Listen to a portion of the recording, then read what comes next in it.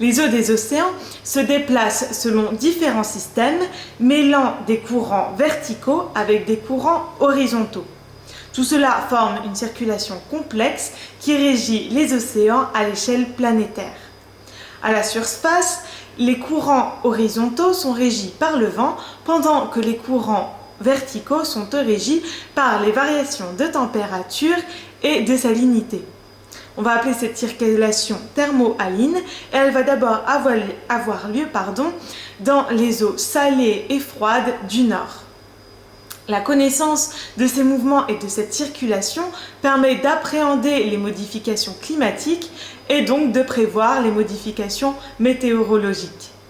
Si le climat de l'Écosse est plus doux que d'autres régions se trouvant à la même latitude, c'est parce que les courants d'eau chaude de l'océan Atlantique Nord en réchauffent le climat.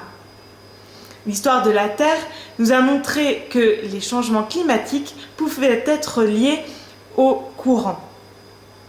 Comme les altérations des courants de l'océan Atlantique Nord peuvent changer les températures de l'Écosse, les scientifiques vérifient régulièrement ces eaux.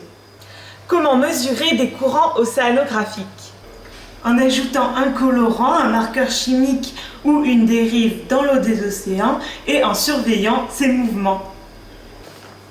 En mesurant la température et la salinité de l'eau à différents endroits et différentes profondeurs pour ainsi calculer la vitesse et la direction des courants.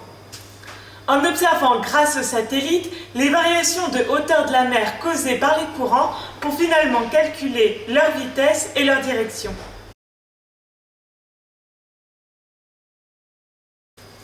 Les planeurs sous-marins sont des robots équipés de GPS et de capteurs qui vont permettre de connaître la salinité et la température des eaux. Ils peuvent rester jusqu'à 7 mois sous l'eau et ne vont pas au-delà de 1000 mètres. Quand ils remontent à la surface, leurs données sont envoyées via satellite aux scientifiques.